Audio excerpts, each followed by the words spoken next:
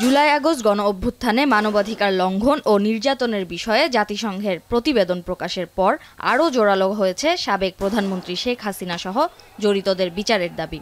আমরা যদি একটা প্রপার তদন্ত না করি। রোববার জাতীয় প্রেস ক্লাবে জুলাই হত্যাকাণ্ডের ব্যবচ্ছেদ শীর্ষক আলোচনায়ও আওয়ামী লীগের শীর্ষ নেতৃত্ব ও জড়িত আইনশৃঙ্খলা বাহিনীর সদস্যদের বিচারের প্রসঙ্গে আলোচনা করেন বক্তারা।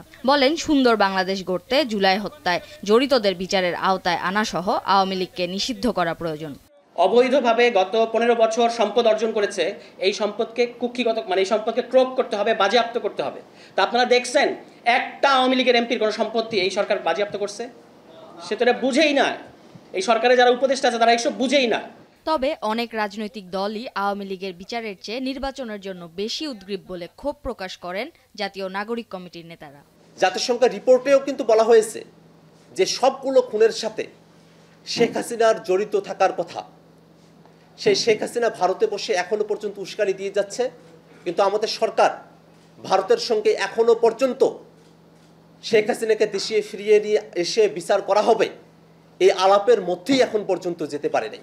এদিকে অন্তর্বর্তী সরকার আওয়ামী লীগের বিচার না করলে জনগণ ফের পথে নামবে বলেও হুঁশিয়ারি দেন বক্তারা। বিচার নিয়ে প্রহসন হলে গৃহযুদ্ধের মতো পরিস্থিতি হতে পারে বলেও শঙ্কা প্রকাশ করেন অনেকে।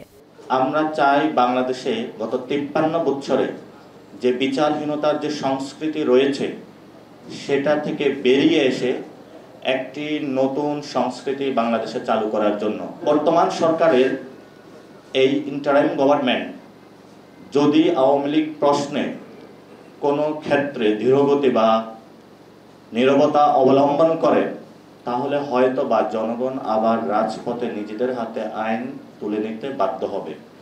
তো সেই পরিস্থিতির দিকে যদি বাংলাদেশ যায় তাহলে আমরা মনে করি এখানে একটি সিভিল ওয়ার হওয়ার সম্ভাবনা রয়েছে। এ সময় জাতিসংঘের প্রতিবেদনের বিভিন্ন দিক নিয়ে আলোচনা করেন বক্তারা। এবং সেই বিচার নিশ্চিত না করা পর্যন্ত তারা ঘরে ফিরে যাবে না। তাজফিয়া উখরোজ, এখন, ঢাকা।